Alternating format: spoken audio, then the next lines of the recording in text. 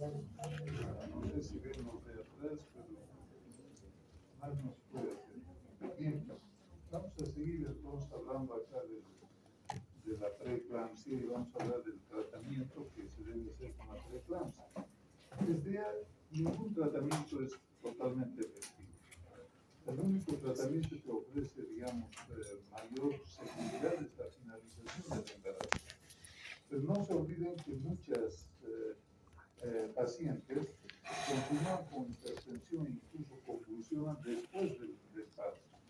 Entonces, si bien el parto vaginal o el parto por cesárea, como ustedes quieran, es el tratamiento que mejor resultado da, ya vamos a ver qué otras alternativas existen. De todos modos, para finalizar el embarazo, hay que tomar en cuenta primero la vía del parto, el control que se va a hacer del feto y de la madre, qué tipo de anestesia se va a usar, porque generalmente se usa la raquídea, que baja la presión arterial, tiene esa gran ventaja, y el control postparto estricto. ¿Por qué el control postparto estricto? Porque al finalizar el embarazo no garantiza que la paciente no vaya a convulsionar. Incluso hasta 7, 8 días después de finalizar el parto, todavía el efecto de la placenta puede persistir y la placenta puede convulsionar. Entonces vean ustedes que otro problema que se presenta al finalizar es la prematuridad. ¿Por qué la prematuridad? Porque tenemos que acabar el embarazo antes de la madurez fetal. Entonces generalmente se acaba a 34, 33, 35 semanas y ustedes comprenderán que cuanto más prematuro es el feto, mayor riesgo corre. Un feto prematuro es como una fruta no madura. Entonces hay muchos problemas con los fetos prematuros, desde problemas conductuales hasta problemas de desarrollo. Ustedes han oído y varias veces que en Estados Unidos sale un estudiante que se mata a la mitad de sus compañeros a balazos, etc. Se ha hecho un estudio, 75% de los que tienen ese tipo de comportamiento han sido prematuros. O sea, pueden tener, digamos, un comportamiento motor normal, no tienen ningún defecto, pero sí tienen una alteración en las reacciones a ciertos estímulos, ¿no? Entonces, la prematurez conlleva varios problemas que en algún momento los vamos a tratar. Entonces, acá estamos obligados a acabar el embarazo antes de tiempo. La preeclampsia también es una enfermedad sumamente traicionera. De pronto creemos que la paciente está yendo muy bien, está equilibrada, y de pronto empieza a empeorar y a tener convulsiones. A lo que voy es a lo siguiente, que para el tratamiento de la preeclampsia se debe considerar, uno, la gravedad de la enfermedad. Dos, el desenlace que puede tener la enfermedad para la madre y para el feto. Tercero, que hay que considerar, o cuarto, perdón, es que por lo general la prematuridad es extrema. Cuanto más extrema es la prematuridad, mayor es el riesgo para el feto. Y finalmente algo que hay que considerar es que la preeclampsia no termina con el parto, sino que el riesgo de que la paciente convulsione persiste hasta 7, 8 días después, siendo la mayor posibilidad de convulsión a las 48 horas. Aquí habrá que hacer el control de la paciente antes de terminar el embarazo. Se hará el control de la tensión arterial, de la diuresis, que es importante, las proteínas en 24 horas, exámenes de laboratorio, toda la analítica, y el control del feto. Lógicamente, no nos vamos a olvidar del feto. Entonces, aquí, si la preeclampsia es leve y está estable, es posible que a la paciente la podamos controlar, ya sea hospitalizada o estando ambulatoria. Pero si la preeclampsia es grave, no podemos hacer un control ambulatorio.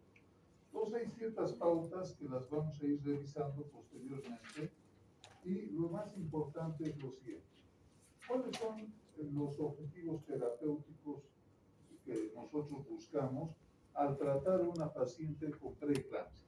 ¿Qué buscamos? Fíjense ustedes ahí, los objetivos es controlar la hipertensión arterial, lo primero.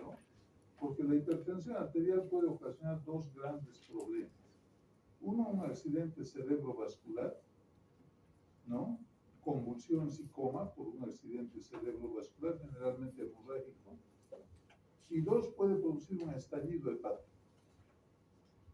que son las dos causas principales de muerte en la preeclampsia: la hemorragia cerebral y el estallido hepático.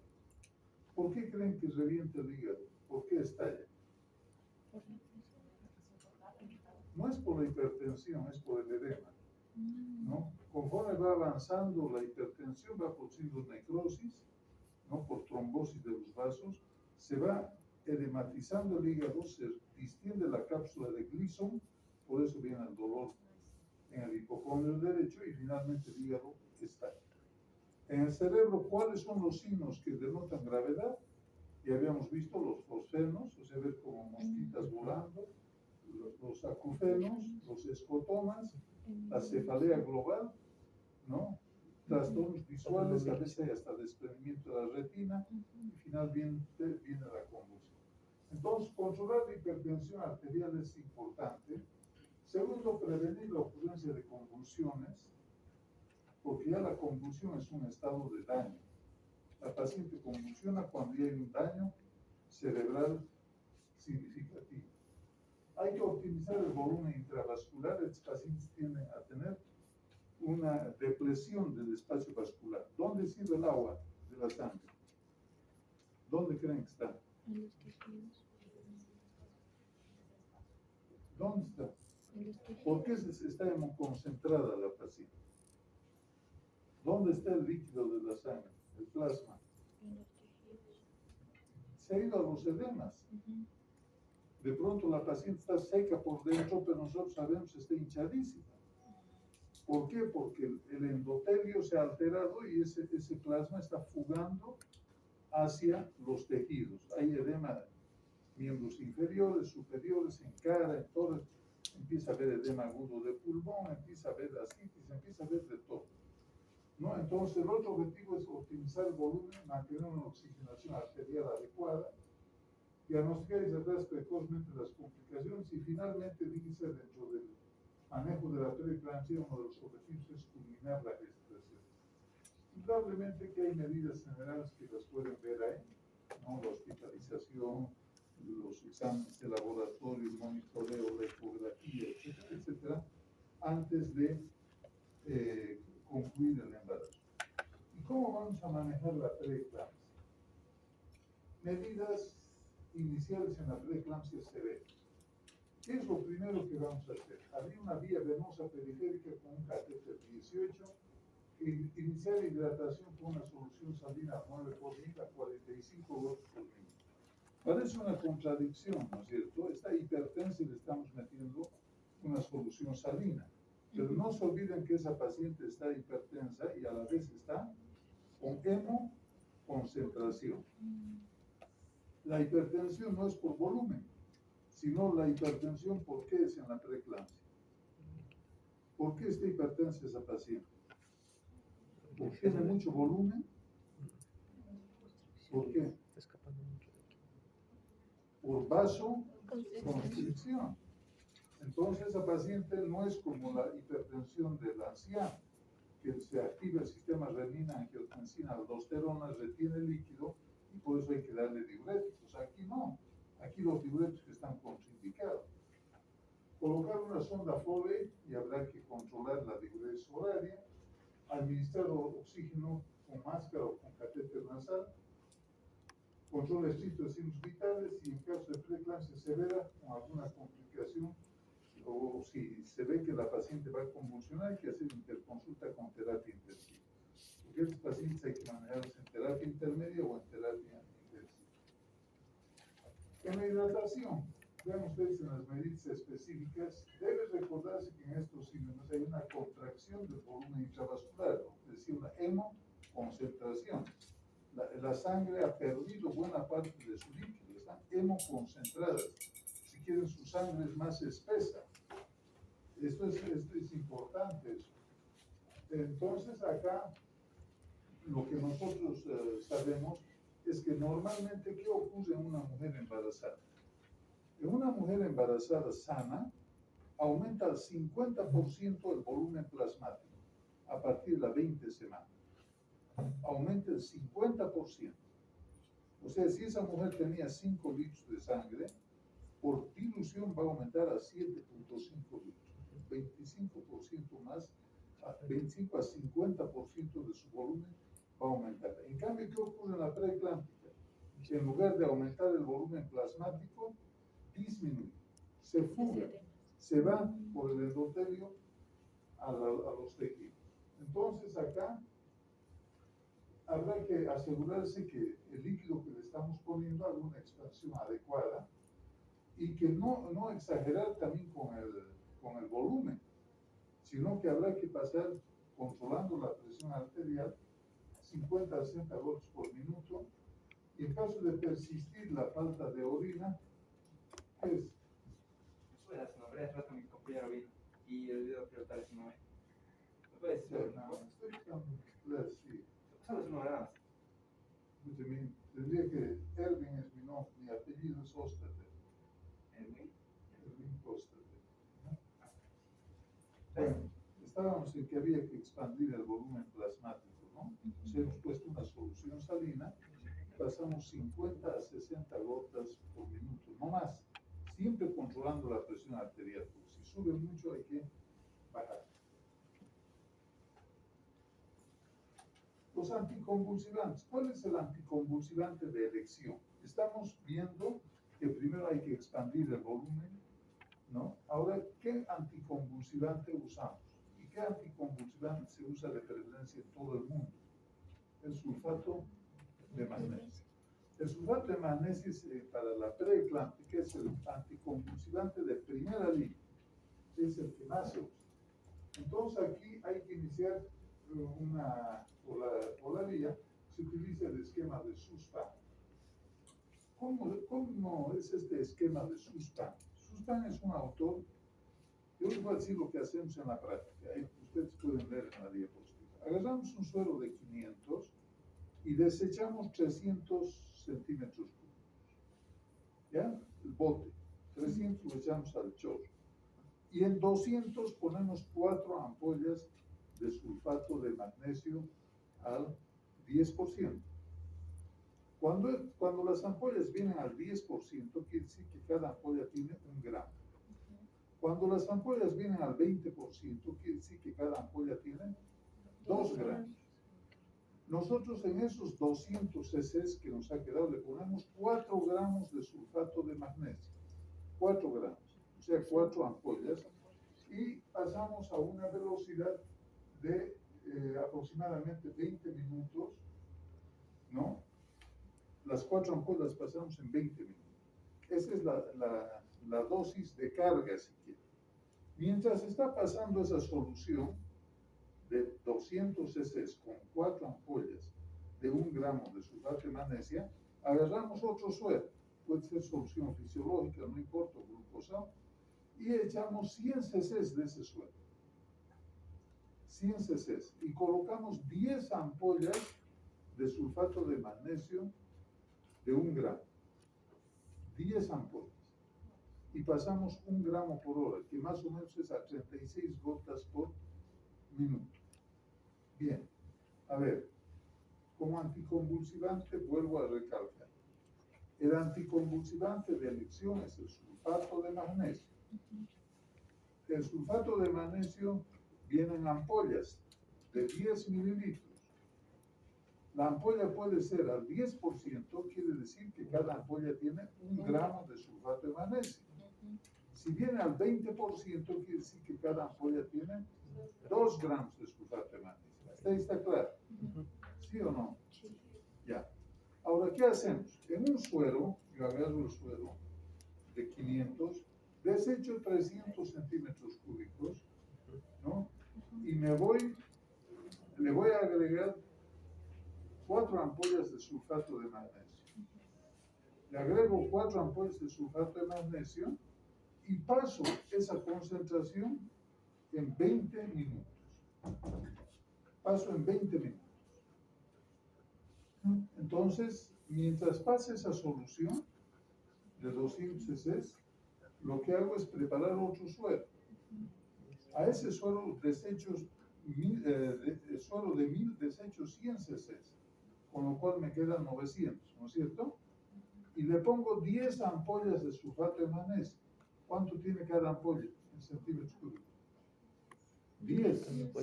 Si le pongo 10 ampollas, estoy completando al litro. Ya. Y paso esa solución a continuación a razón de 1 gramo por minuto. Como no tengo bomba de perfusión en todo lado, ¿cómo voy a calcular que estoy pasando 1 gramo por minuto? Calculando el goteo, más o menos paso 36 gotas a 38 por minuto. Ese es el método de SUSPA. Aquí dice, bueno, 33, depende del goteo, ¿no? Normalmente usamos 36, 35, depende. Pero no es, digamos, un cambio terrible. ¿Estamos? Hasta el uso de... Ese es el método de SUSPA. El SUSPA es un individuo que ha inventado eso. Ahora, el sulfato de magnesio también, no se olviden que esta paciente está orinando poco. ¿No es cierto? O está orinando mucho. Poco. ¿No es cierto? Entonces, el efecto de magnesio puede tener un efecto acumulativo y ser tóxico. ¿Y qué produce cuando es tóxico el sulfato de magnesio? ¿Qué reacción va a traer? ¿Qué creen? Si le pongo mucho sulfato de magnesio, ¿qué pasaría? ¿Ah? Hay un paro respiratorio primero y después hay un paro cardíaco. Entonces, ¿cómo sé que el magnesio está siendo tóxico? La primera manifestación es la disminución de los reflejos.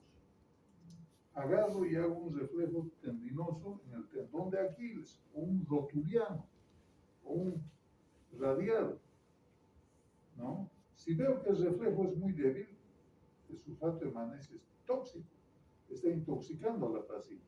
Si tengo laboratorio, pues saco sangre y hago un dosaje de sulfato de magnesio. Pero lo que ustedes tienen que aprender es que primero hay depresión respiratoria, hay arreflexia. ¿Qué más? Bueno, si yo veo que la paciente está deprimiéndose con el sulfato de magnesio, inmediatamente tengo que usar un antídoto.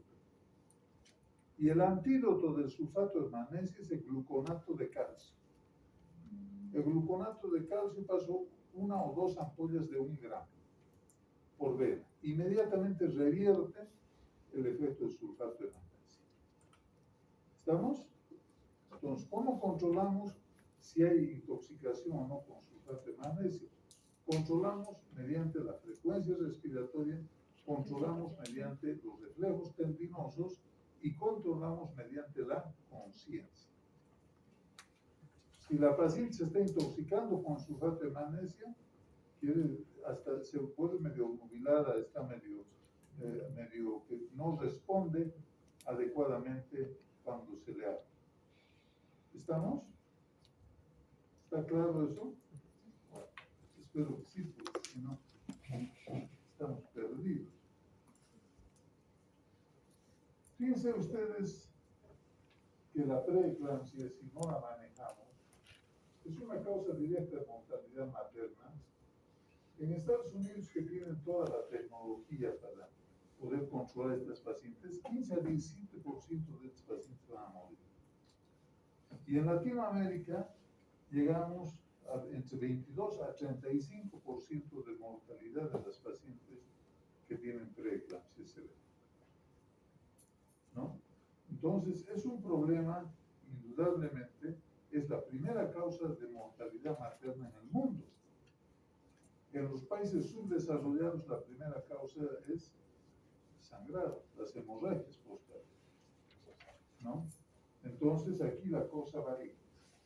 Entonces, es la principal complicación médica durante el embarazo y, lógicamente, que estos casos van a ser manejados en cuidados intensivos. No lo puedo manejar en su casa ni en un catre en un segundo nivel o en una posta, imposible, ¿no? Se me va a morir la paciente, porque necesito un manejo más especializado. Bueno, la prematuridad, como habíamos visto, es un riesgo también cuando decimos, ¿cuándo finalizamos el embarazo? ¿Cuándo? Lógicamente que nos importa un comino la guagua si vemos que la madre se va a morir, ¿no? Aquí tiene preferencia la madre. Entonces aquí puede ser prematuro, puede ser el hijo del rey, quien sea. Pero si queremos realmente salvar a la madre, hay que dar preferencia a la madre. No podemos estar nosotros aguantando hasta que la madre muera y decir, actuar. No, tiene preferencia la madre.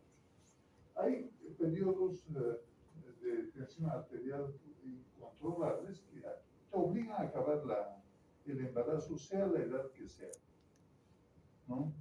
Así sea muy prematuro, sea lo que sea. Si vemos que la tensión arterial no se puede controlar, acabamos el embarazo. Cuando hay hiperreflexia, clonocefalea intensa, alteraciones visuales, estupor, epigastral, dolor en hipocondrio derecho, náuseas, ¿qué significará? ¿Qué creen? Si una paciente, yo voy y la toco, su cerrojo me patea, hay hiperreflexia. ¿Qué significa? Fíjense, clonos, ¿saben lo que es clonos? Sí. Bueno, cefalea intensa, doliendo la cabeza, alteraciones visuales. ¿Qué significa? Hay estupor, epigastralgia acá, dolor en hipocondrio derecho, epigastralgia, náuseas, estupor. Significa que la paciente en los próximos minutos va a convulsionar. Tengo que estabilizarla y acabar el embarazo. ¿Y cómo la voy a estabilizar? ¿Con qué voy a evitar que convulsione? Con sulfato de Con magnesio. sulfato de magnesio. Y controlando la presión arterial, ya vamos a ver cómo. Pero si una paciente me dice, doctor, me duele aquí, me duele, si debe ser gastritis, denle un omeprazol, un antiespasmódico, se va a morir la paciente. Con su omeprazol y suerte. ¿Por qué? Porque no le está doliendo el hígado, el hipocondrio, le pigas por gastritis. Le está doliendo porque hay una distensión de la cápsula de Gleason. Les está diciendo, voy a convulsionar y mi hígado va a reventar. Ese es el problema de la preeclámptica. Parece chiste, parece que no es una cosa importante, pero fíjense que la mortalidad materna es altísima con preeclampsia, si no se diagnostica y no se maneja adecuadamente. Las complicaciones graves de la preeclampsia, ¿cuál es la eclampsia? ¿Cuál es la diferencia entre preeclampsia y eclampsia? Las convulsiones, ¿no? La preeclampsia grave se convierte en eclampsia cuando ya hay convulsión, ¿no es cierto? Es una complicación. El edema agudo de pulmón, allá ven algunas fotos aunque chiquitas, bueno, pues empieza a haber un infiltrado, empieza a haber un encharcamiento pulmonar y la cosa se agrava. Hay mala oxigenación. Entonces, no se olviden que el edema agudo de pulmón, los alvéolos, imagínense como globos, con aire. En el edema agudo de pulmón se inflama la pared del globo y empieza a trasudar líquido dentro del globo.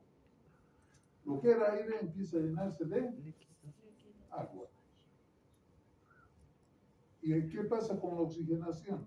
Va disminuyendo. Y el paciente se nos muere. La rotura hepática, ya hemos hablado hasta el cansancio. Hay otro problema en la preeclampsia. Es el desprendimiento prematuro de la placenta. No es por la hipertensión. ¿Por qué se desprende prematuramente la placenta en la preeclampsia? Porque se va trombosando. Supongamos que este techo es la placenta y tiene acá sus velocidades coriales. Esas velocidades coriales se van trombosando, se van tapando. De a poco una, otra. ¿Y qué pasará con la placenta? Entra en un estado de isquemia. Y al haber isquemia, ¿qué pasa con la placenta? Se desprende y el feto se nos muere. ¿no? Entonces, otra complicación es el desprendimiento prematuro de placenta no inserta por un fenómeno de isquemia. ¿Y por qué isquemia? Por trombosis de las velocidades corianas. Se van trombosando. Son como pequeñas cañerías que se van tapando. ¿Qué más pasa? Lógicamente el feto también aquí no puede quedar indiferente a esa situación. El bienestar fetal se va a alterar, va a empezar a haber radicales, va a retrasarse a un momento dado, no, prácticamente no va a haber variabilidad, es como si estuviera casi entrando en un paro cardíaco. ¿No? El feto se va a afectar también, y muchas veces nos muere. ¿No? Entonces, esto es lo que hay que ver, que no ocurra, ¿no? Bueno, de esto actualmente, el cuadro, vean el cuadro. Fíjense, actualmente se va mucho a los marcadores bioquímicos para saber cuán grave está la preeclampsia. Antes era la presión arterial, los reflejos, todo, pero ahora ya se ha avanzado un poco y se va a los marcadores bioquímicos, ¿no? Y se está dando cada vez más importancia, por eso es que la medicina cada vez se complica más. ¿No? Antes el médico tenía en su maletín un fonoendoscopio y su tensiómetro y teóricamente curaba todo, lo que pasa es que se moría y no sabíamos de qué. Después ya tenía su electrito, una cosa, otra. Pero ahora la medicina se hace cada vez más compleja y más costosa. Ahora ya hay subespecialidades y hay supraespecialidades, ¿no? Y todo implica dinero. Cada vez la medicina se hace más cara porque necesita mayor equipamiento. Entonces, los marcadores han pasado a formar parte para ver la gravedad que tiene. Vean ustedes la preeclampsia no grave. El ratio de SGLT1 y del factor de crecimiento placentario, si es menos a 10, es una determinación semanal. Pero si es mayor a 10, hay que finalizar la gestación. Este ratio nos da el laboratorio. ¿No? Usted no pide de mí el ratio SFLT1 quebrado factor de crecimiento placentario. Ya hemos visto cómo influye en la anterior clase. Cuando es más de 110, quiere decir que hay que acabar el embarazo porque esa paciente se va a agravar en las horas que siguen. Entonces, este ratio está siendo empleado. Yo les voy a dar unas guías que tengo, que uso en el hospital y que uso en la práctica. No sé si la pueda pasar a alguien para que les pase o voy a dejar para que hagan fotocopia acá. No sé, yo quisiera que uno de ustedes coordine conmigo, ¿no? Para que le pase las cosas y les voy a dar guías casi de todo, casi, pura guías. No quiere decir que eso forzosamente vaya a entrar al examen, pero sí es de gran ayuda, porque todo lo que estoy hablando está en las guías, ¿no? Entonces, uno de ustedes nombrarán a quién sea su mejor amigo, qué sé yo. Bueno, entonces fíjense ustedes cómo también puedo ver la gravedad de la placenta haciendo este ratio. Ratio es relación, ¿no? Es la traducción, si quieren, de ratio es relación entre el SGLT1, que es una proteína, contra el factor de crecimiento placentario. Si es mayor a 110, hay que acabar. Si es menor a 110, se puede seguir, pero con un control estricto. Las convulsiones antes, durante o después del parto tienen una incidencia de 1 en 2.000 a 3.500 embarazos, 2 a 3% en preeclampsias graves y 0,6% en preeclampsias leves. Quiere decir que hay una relación estrecha entre preeclampsia grave y convulsión. Anteparto, o sea, antes del parto, 38 a 53% de las gestantes hacen convulsiones. Durante el parto, intraparto, 18 a 36%. Y en el posparto, 11 a 44%. ¿No? 12% después de las 48 posparto. Y aquí viene algo que es importante. Muchas veces uno acaba, qué sé yo, el embarazo, hecho cesárea, parto, lo que sea. La paciente feliz, contenta, sus familiares todos chochos, pasa 24 horas, al día siguiente puede irse a su casa. Y a los 3 o 4 días lo llaman que está convulsionando, que se ha puesto mal y aparece en terapia intensiva. Cuando una paciente ha tenido preeclampsia grave, no podemos dejarla a su suerte en el puerperio. Se la debe controlar y no dar de alta antes de las 72 horas. Y se la debe controlar. Se debe indicar, señora, si usted siente esto, pasa esto, controlen la presión. Ahora hay tensiómetros eléctricos que valen 100 pesos. No cuesta nada. Pero el error más grande que se comete, paciente con preeclampsia, acabó el embarazo, vaya a su casa y después aparece convulsionando. Y no se olviden que la convulsión de la preeclampsia es por hemorragia, no es por trombosis. La gran mayoría es parenquimatosa, es hemorragia. Y son las más difíciles de tratar, prácticamente imposibles de tratar. Bien. La mortalidad materna es del 1.8%, uno de cada 50, 35% van a quedar con complicaciones graves. ¿No es cierto? Pueden hacer un desprendimiento de placenta, un síndrome de HELLP, ya vamos a ver qué es el síndrome de HELLP, una coagulación intravascular diseminada, hematoma hepático, fallo renal, neumonía por aspiración pueden hacer, un edema pulmonar y un accidente cerebrovascular. Esto también es importante. Una vez que ha acabado el parto, la paciente ha hecho preeclampsia, han usado sulfato de magnesio, han usado antihipertensivos, todo, feliz a su casa. ¿Ustedes creen que no ha habido daño hepático, daño renal, daño pulmonar? ¿Creen que no ha habido? Ha habido. La injuria ha habido. En unas en mayor proporción que en otras. En algunas el daño puede haber sido muy leve, casi imperceptible, pero en otras el daño es grande. Y esas pacientes van a acabar haciendo insuficiencia renal, ¿no? Van a acabar haciendo insuficiencia hepática con los años, ¿no? Entonces, es importante que estas pacientes no se acabe su observación cuando ha acabado el parto. Y no se olviden también que estas mujeres en otro embarazo tienen 35 a 50% de hacer preeclampsias más graves que la que hizo anterior. Entonces, ahí radica la importancia de estos datos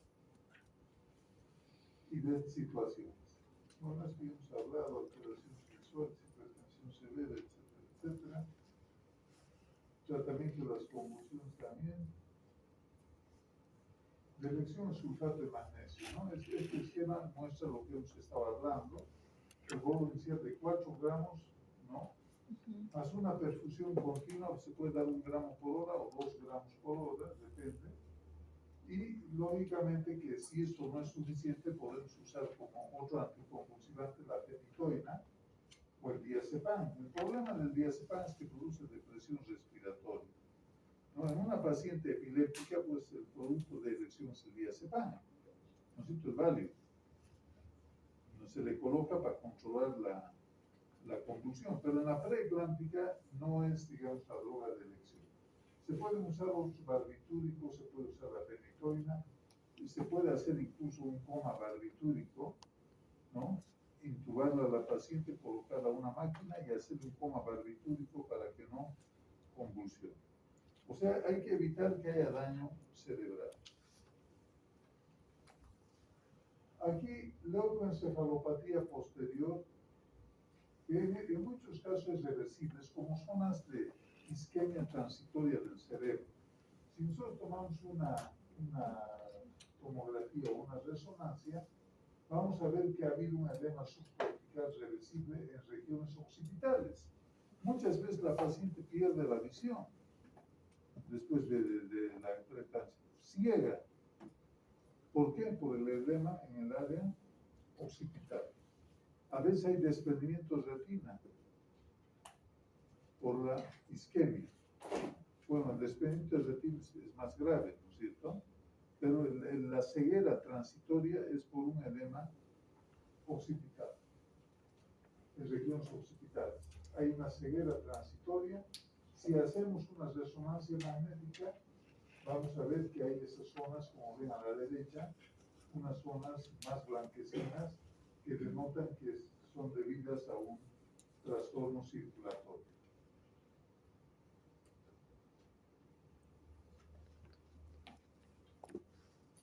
¿Cómo controlamos la presión arterial? Es otro aspecto importante. Habíamos visto el volumen, hemos visto las convulsiones. ¿Cómo controlamos la tensión arterial?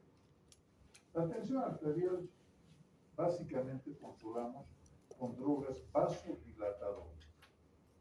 No usamos los IECA, ni los ADA, ni ninguno de los otros compuestos porque son tóxicos para el feto. ¿Qué es IECA? Inhibidores de la enzima promotora del intestino. ¿Y los ADA?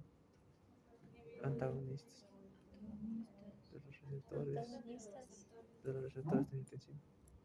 Antagonistas de los Bueno, Inhibidor. fíjense, no usamos ninguno que no sea vasodilatador. ¿Por qué? Porque estos vasodilatadores no van a afectar al feto. En cambio, los IECA, los ADA, cualquier otro producto va a pasar al feto y se va a morir el feto por hipotensión severa e insuficiencia renal secundaria. No se olviden que la hipotensión quita la irrigación al riñón. El feto va a hacer una insuficiencia renal y se va a morir. Por eso los únicos productos que están autorizados son el Abetalol, ¿no? Que no tenemos en Bolivia, y es con nombre de Trandate, ¿no? Ahí tenemos 50 a 100 miligramos cada 6 horas, máximo 2.400 miligramos por día.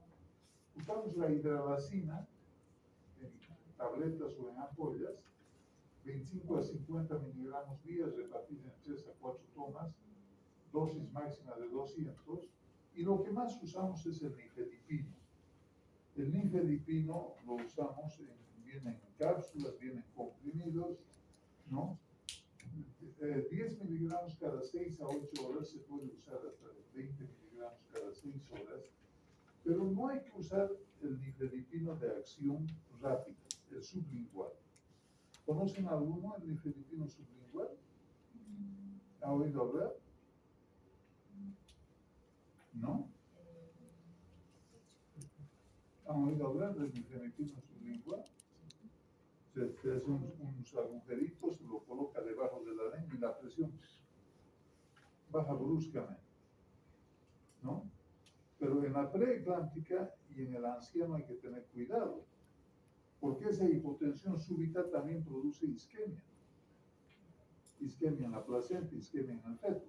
¿Qué pasa en un anciano? Viene su abuelito con una crisis hipertensiva. Le pongo Adalat sublingual y se muere. ¿Por qué se muere? Porque ¿qué produce la Adalat? Vasodilatación. Pero en el anciano produce vasodilatación central. O sea, de los grandes vasos que están saliendo de la aorta. Vasodilatación. Al producir una vasodilatación excesiva de los vasos centrales, ¿no? Impide la irrigación de las coronarias y el viejito se muere por un infarto. Entonces, no hay que usar el nifedipino sublingual en forma abusiva. Baja sensacionalmente la presión. A las 3-4 gotas la presión ya está casi normal. Pero el fenómeno de isquemia es terrible. En el caso de la preeclámptica, isquemia placentaria, hepática, renal, ¿no? Y en el caso del anciano, una vasodilatación central con isquemia coronaria. Por eso aquí, estos 3 productos hay que usarlos siempre con monitoreo. Y el más común, el que más usamos, el alfa-metildopa, el algonet que se conoce, que es baratísimo y es una droga que se la usa mucho, pero no es de efecto inmediato, tarda en hacer efecto. Este es un inhibidor de los canales del calcio, 2 a 3 gramos en 24 horas. Entonces, esos productos nos van a servir para controlar la tensión arterial. No podemos usar otros productos, por lo que les he explicado, porque pasan al feto, producen hipotensión severa en el feto por esa hipotensión hace isquemia renal, principalmente isquemia renal, y se muere por insuficiencia renal aquí. ¿Ya? Eso es importante. Control fetal durante la convulsión, el feto va a ser radical. La mujer está convulsionando y el feto va a ser radical. Hay que controlar eso, hay que hacer resolución de la convulsión, hay que ver que una vez que se ha hecho la resolución de la convulsión, por un efecto reflejo, el feto de bradicardia va a pasar a ser una taquicardia fetal, va a haber una pérdida de la variabilidad y va a haber desaceleraciones de la frecuencia cardíaca del feto. De pronto estaba con 140, baja a 60, vuelve a subir, baja a 80, vuelve a subir, se llama desaceleración, ¿no? Y eso es, no es, digamos, lo ideal para el feto. Vamos a volver a hablar de esto, la finalización de la gestación, la finalización del embarazo, pero no se debe ser precipitado. No es que la paciente está mal, inmediatamente llegó en ambulancia, yo la voy a meter a quirófano y la voy a operar. No. Primero lo que tengo que hacer es estabilizar, controlar la presión arterial, controlar las posibles convulsiones, hidratar a la paciente y recién que está estable la voy a operar. Porque si no me va a traer problemas. No es imperativo la práctica de la cesárea, pero en la mayoría de los casos sí se la hace. No se da trabajo de parto, pero no es una indicación la cesárea para concluir la preeclampsia. Si no se consigue la estabilización, la extracción fetal se hará por la vía más rápida, ¿no? Y lógicamente no puedo quedarme mirando a la paciente cómo evoluciona, tengo que hacer algo. Tengo que hidratarla, darle su hipotensor, darle su sulfato de magnesia, controlar el laboratorio, ver que no esté haciendo una coagulación intravascular, ver que no esté haciendo lo que se llama un síndrome HELP, que lo vamos a ver después. Y en el posparto, mantener sulfato de magnesio 24 a 48 horas después del parto, prolongar el tratamiento si no hay mejoría, y el riesgo de preeclampsia recurrente persiste después del parto. Si una paciente ha hecho una preeclampsia, va a persistir ese riesgo hasta más de 72 horas en el puerperio. Entonces eso hay que tomar en cuenta. Bueno, esto no vamos a ver. Ya. Esto es más específico. Los voy a marear con esto. Posparto, tercer, cuarto día. Este ya es un específico, ¿no? El manejo de posparto que hay que hacer a la paciente. Una vez que la paciente salga de alta, se debe medir la presión arterial en días alternos durante las primeras 2 semanas. Lo que les decía que no hay que dejarla a su suerte y que la paciente no reciba control. Cuando son superiores a 150 a 100 o más de 20 minutos de diferencia, hay que seguir usando hipotensores. No podemos dejar expectante porque va a convulsionar. Se recomienda la medición de la presión arterial alrededor del 5º día del posparto para identificar mujeres con presentación tardía de preeclampsia. Hasta el 7º día persiste el riesgo. Será necesario hospitalizar si las pacientes informan síntomas de preeclampsia, o sea, fosfenos, acufenos, dolor de cabeza, trastornos visuales, etcétera, etcétera. Hay que volverlas a hospitalizar. Conclusiones de la preeclampsia y de la eclampsia. Son básicamente 4. La preeclampsia diagnosticada por la aparición de hipertensión y proteinuria a partir de las 20 semanas de gestación. Habíamos dicho que antes es hipertensión. ¿Qué hipertensión? Gestacional. No, antes de las 20 semanas. Crónica.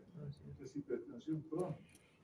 Por eso cuando no tenía antecedente o aparece antes de las 20 semanas es hipertensión crónica. La preeclampsia aparece casi siempre después de las 20 semanas. Es una enfermedad con gran variabilidad clínica, la sintomatología es bien variable de una enferma a otra y exige un control estricto materno-fetal y su tratamiento es la finalización del embarazo. Bueno, esto en en cuanto a preeclampsia, eclampsia, hay que ver las complicaciones maternas que van a ocurrir. ¿Qué complicaciones van a ocurrir cuando una mujer ha tenido una preeclampsia? Vean ustedes que son varios los órganos afectados, ¿no? El sistema nervioso central, las convulsiones son una consecuencia de la afectación de la hipertensión. La hemorragia cerebral, el edema cerebral y la ceguera cortical que hemos visto por isquemia a nivel occipital. A nivel renal, hay necrosis cortical tubular y la necrosis tubular que puede acabar en una insuficiencia renal a corto plazo. A veces los pacientes no recuperan totalmente la función renal, ¿no?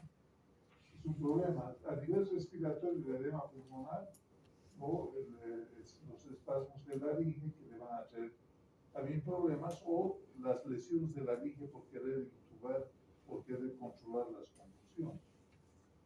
A nivel hepático, puede haber el famoso, ictericia hay por hemólisis, ya vamos a ver por qué hay hemólisis.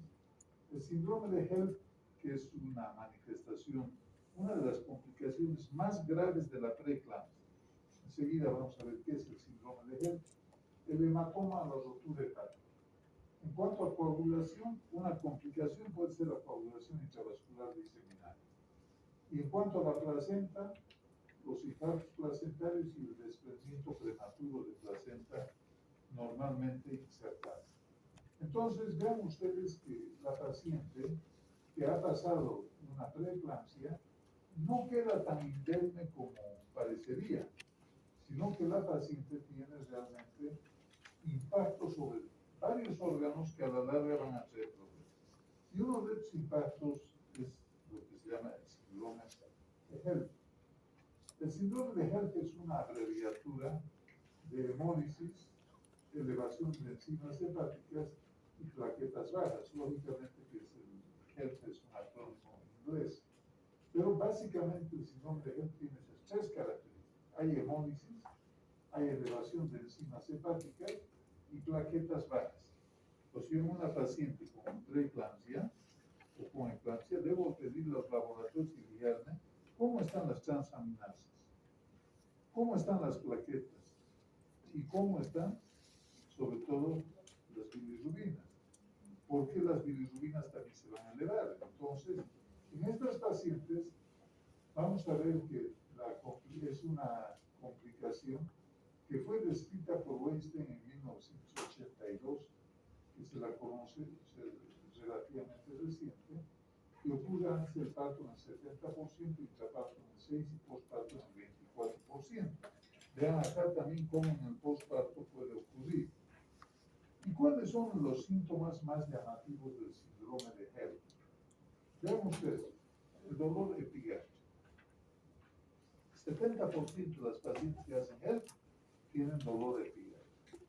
Náuseas y vómitos, 36%. Cefalea, 30%. Hipertensión, 84%. Proteinuria, 74%. Manifestaciones hemorrágicas, 5 a 9%. Ictericia, 5%. Y dolor en el hombro o cuello. Este es un dato importante también que hay que tomar en cuenta. Habíamos hablado del dolor en epigastrio o en hipocondrio derecho, pero el dolor de hombro es también importante. A veces la paciente dice, mi hombro, no aguanto, me duele mi hombro, sobre todo el hombro izquierdo, ¿no? ¿Por qué creen? Corazón. El Por la corazón. irradiación. ¿Por qué creen? Para el corazón. Generalmente ya empieza a haber una ruptura hepática y hay un hemoperitoneo. Y esa irritación del hemoperitoneo se transmite a través del nervio frénico.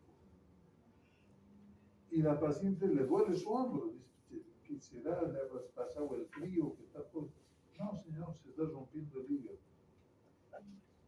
¿No?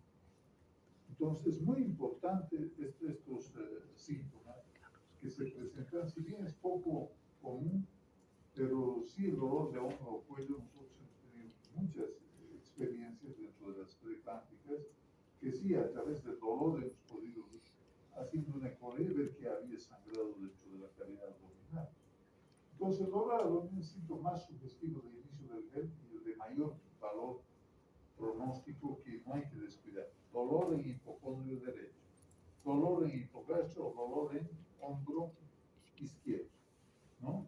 Y hay que tomar en cuenta. La hemólisis.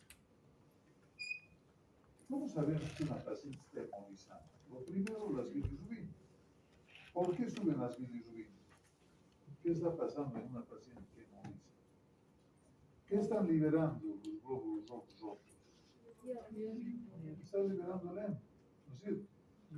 Entonces va a elevar las bilirrubinas. ¿Y por qué estará hemolizando esta paciente? Una preclama. ¿Cómo están los vasos en la preclama? Perforados. Están vasos Permeables. constricción. Y peor los pequeños vasos. Entonces el glóbulo rojo para pasar por esos vasos estrechos se deforma. De forma circular, se alarga. Y muchas veces al alargarse se rompe. ¿No? Entonces por eso hay hemólisis, ¿no? Entonces hay presencia de esquistocitos. Los esquistocitos ya son glóbulos rojos deformados. También en algún lado van a oír hablar que se llaman necropsitos. Eso se conoce como esquistocitos. En un frotis periférico también veo glóbulos rojos deformados, esquistocitos. ¿Por qué están deformados? Porque se han tenido que alargar para pasar por un tubo muy estrecho. La autoglobina menor a 0,3 gramos por litro y la bilirrubina mayor a 1,2 miligramos por decilitro. Alteraciones enzimáticas. Como el hígado acá es un actor principal y también se está trombosando y está edematizándose, ¿cuál va a ser la manifestación de que el hígado está sufriendo? Las transaminasas, ¿no es cierto? Van a empezar a subir las transaminasas. O sea, las enzimas hepáticas se van elevando a más del doble, triple, cuádruple de su valor normal. Entonces ahí el hígado está gritando. Y las plaquetas, menos de 100.000. ¿Dónde están las plaquetas? ¿Qué ha pasado? ¿Dónde están? ¿Por qué están disminuyendo las plaquetas? Por la trombosis. ¿No? Por la trombosis. ¿Dónde se han ido las plaquetas? A la pared de los vasos. A la pared de los vasos. Entonces, ¿qué pasa? No se olviden que el endotelio, como esta pintura de la pared, está dañado. Entonces, para tratar de reparar qué está pasando con las plaquetas, van y se pegan a la pared del vaso. Entonces, su número va a disminuir en la sangre, porque están pegándose a los vasos. Pero, a la vez, el hecho de que la plaqueta se pegue está activando al fibrinógeno. Y está empezando a haber trombosis en los pequeños vasos, ¿no? Entonces, por eso este fenómeno de la preeclampsia es una enfermedad del endotelio. El endotelio es el que está comprometido. Bien, las plaquetas, en concreto, si falta alguno de estos, ¿no es cierto? Si falta, puede haber solamente hemólisis, puede haber ictericia, puede haber plaquetas, pueden haber los tres síntomas del acrónimo HELP: hemólisis, elevación de enzimas y disminución de plaquetas, o puede haber solamente dos o uno. Llamamos HELP completo cuando aparecen los tres síntomas y HELP incompleto cuando aparecen dos o uno. De todos modos, el HELP incompleto ya vemos que va a haber esta alteración de las transaminasas, y también hay que ver que todo este fenómeno de trombosis y todo va a ir alterando pues el hígado, va a ir alterando los riñones, va a ir alterando el sistema respiratorio, porque no es un proceso que se limita solamente al hígado, ¿no? O al sistema nervioso, se compromete todo, y uno de los fenómenos que también ocurre es la alteración renal. Fíjense acá, dice creatinina mayor a 1. ¿En usted la creatinina de 1 es normal o es anormal? Digamos 1.2, 1.3, ¿es normal o anormal? ¿Ah? En uno de ustedes yo los aseguro ¿Por qué en la embarazada la creatinina debe ser menor a 1? Siempre. Porque aumenta el clearance de creatinina. ¿Qué es el clearance? Es la depuración de creatinina. En la mujer embarazada, el clearance de creatinina, debido a que aumenta la filtración glomerular, disminuye. En una mujer embarazada, una creatinina mayor a 1 es patológica, ¿no? Cosa que no ocurre en otras personas. Vamos a ver aquí la mortalidad, coagulación intravascular diseminada, la incidencia, nosotros pueden ver descubrimiento prematuro, insuficiencia renal, la acididad, enfermedad pulmonar, el edema agudo del pulmón, derrame pleural, rotura hepática, hemorragia cerebral y el síndrome de estrés respiratorio agudo como una comorbilidad del HELP. Entonces, acá lógicamente que lo más grave es los dos que tienen a la derecha, ¿no es cierto? La hemorragia intracraneal y la ruptura hepática. Eso es de lo que mata realmente a los pacientes. Cuando una persona tiene síndrome de HELP, una embarazada, indudablemente que hay que tratar en una unidad de cuidados intermedios o intensivos. En la monitorización del materno fetal, si el feto todavía está, puede ser, no se olviden que cerca del 60% de los fetos ocurren antes del parto. Entonces aquí hay que, tratamiento de hipertensión puede ser con labetalol, con hidralazina, prevenir la eclampsia con sulfato de magnesia, ¿no? Vigilancia estrecha de las complicaciones maternas, ver la coagulación y reponer volúmenes. Y lógicamente el tratamiento con corticoides beneficia a estos pacientes. El uso de dexametasona hace que las plaquetas se eleven, ¿no? Entonces favorece esa situación. Uno de los medicamentos que más se usan en síndrome de HELP son los corticoides, ¿no? Y eso hace que las plaquetas vayan aumentando. Entonces aquí los corticoides incrementa el número de plaquetas maternas, hay disminución del riesgo de hemorragia por eso, ¿no? Y el incremento de la obtención de anestesia peridural. Un anestesiólogo no les va a colocar una anestesia peridural o una raquidia con menos de 100.000 plaquetas, por el riesgo de que haga una hemorragia, ¿no? Al colocar la peridural o la raquidia. Entonces, aquí, al colocar corticoides, estamos subiendo el número de plaquetas y estamos disminuyendo la posibilidad de que haga una hemorragia al hacer la peridural. ¿Ya? ¿Qué pasaría si hace un hematoma alrededor de la médula? ¿Qué pasa?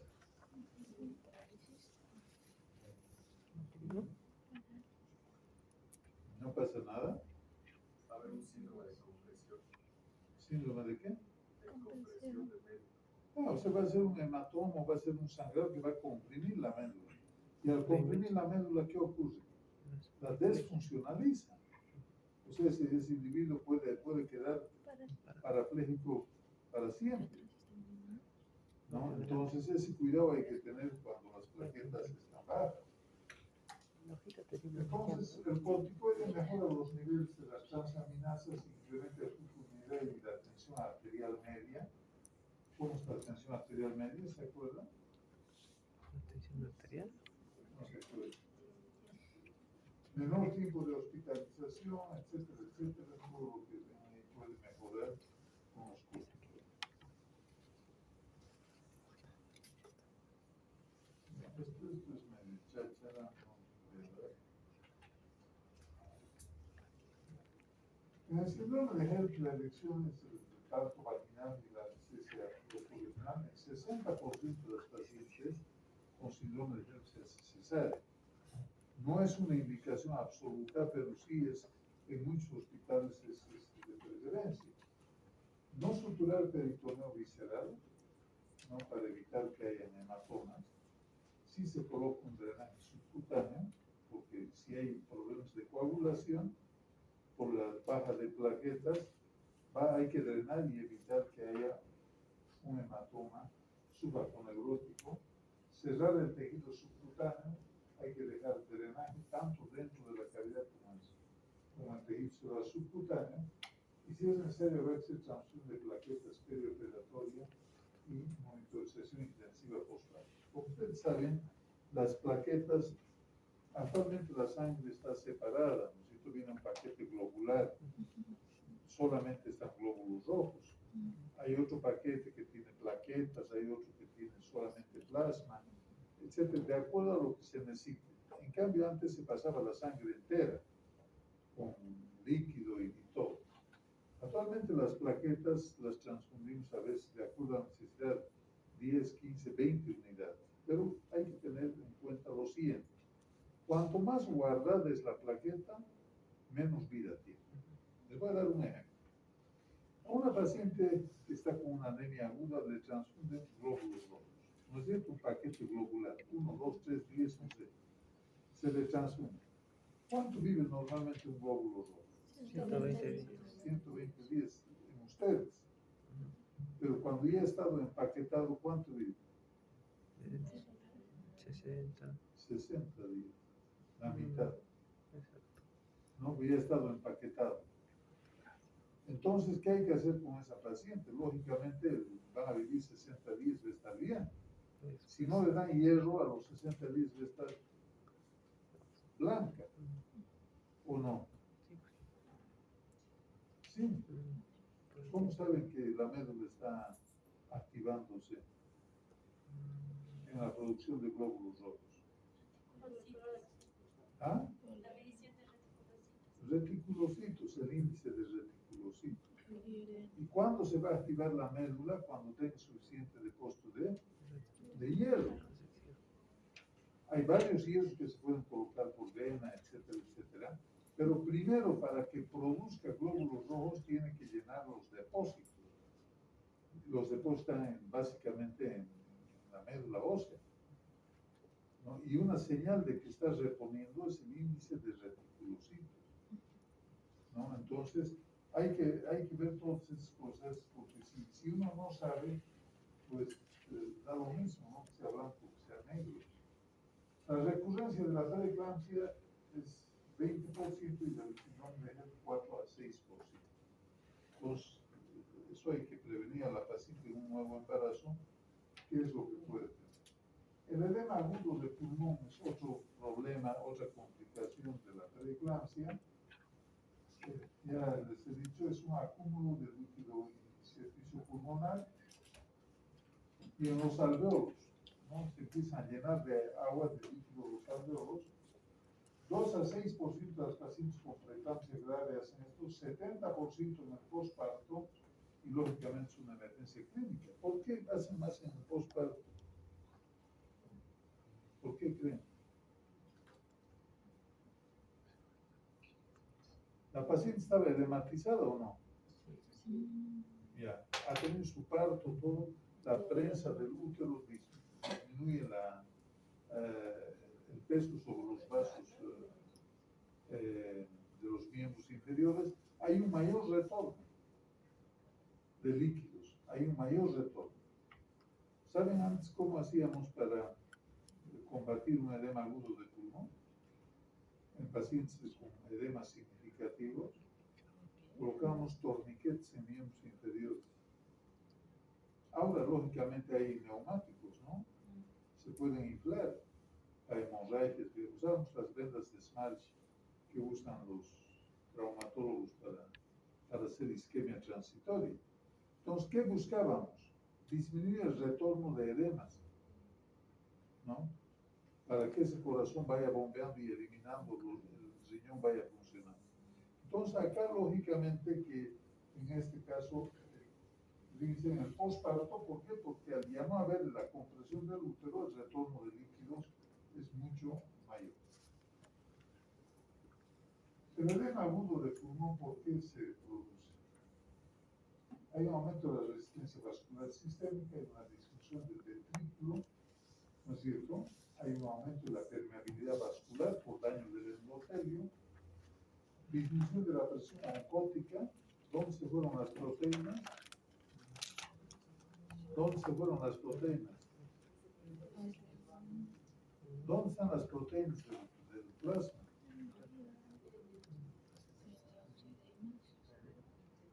¿Dónde se fueron? ¿Pues? Afuera, pues por los riñones. ¿Ah? Al río. Ajá. Por las deposiciones. Ajá, por la orina. La paciente las orinó. Ajá. No se olviden que qué es lo que pasa. En la preeclampsia hay una proteína, Ajá. hay una elevación de las Eliminación. proteínas. Porque se han eliminado más. Pero esas proteínas se van a ir eliminando y van a seguir orinando. Al orinar las proteínas, ¿qué va a perder? La presión oncótica. Y como el endotelio está dañado, esa agua del medio circulante se vira a los edemas, ¿no? Y nos va a facilitar que haya edema agudo de pulmón, ¿no? Entonces, yo ya les había dicho, si no saben fisiología, si no relacionan con la fisiopatología, nunca van a aprender medicina. No se puede aprender de memoria. Y a todo tiene un porqué, un para qué, con qué, ¿no? Pero la verdad que ahí está lo lindo de la medicina, saber qué está haciendo, para qué, cómo va a actuar, qué va a hacer. Y lógicamente, todo aquel cuadro de la derecha y demás cuestiones son factores desencadenantes, ¿no? Que pueden ocurrir no solo en la preeclampsia con síndrome de Hell, incluso sobrecargando líquidos puede producir un edema agudo. ¿Cuáles son los síntomas? Lógicamente es una dificultad respiratoria, ¿no es cierto? Es lo primero. Empiezan a toser, empiezan a botar como un esputo espumoso, disnea, taquipnea, uso de musculatura accesoria, mal estado general, inquietud, angustia, sienten que se ahogan, no pueden respirar, se sientan, se van adelante, están ahogándose, tos, expectoración hematoica, palpitaciones, diaforismo, liguria. Y a la exploración, lógicamente que todo va a disminuir, los murmullos vesiculares y demás van a disminuir porque ese campo pulmonar está encharcado, está lleno de agua. Y en la radiografía del tórax vemos líquido en el espacio pulmonar, a veces derrames, y lógicamente empieza a haber una cardiomegalia por el esfuerzo que está haciendo el corazón para poder suplir esta restricción pulmonar. Bueno, no vamos a seguir insistiendo en esto.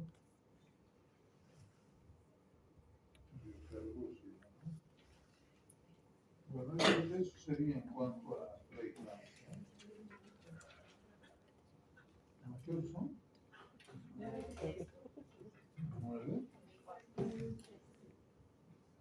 Tenemos todavía media hora, No. ¿no? ¿Hasta qué hora? O sea, la verdad que algunas cosas he saltado,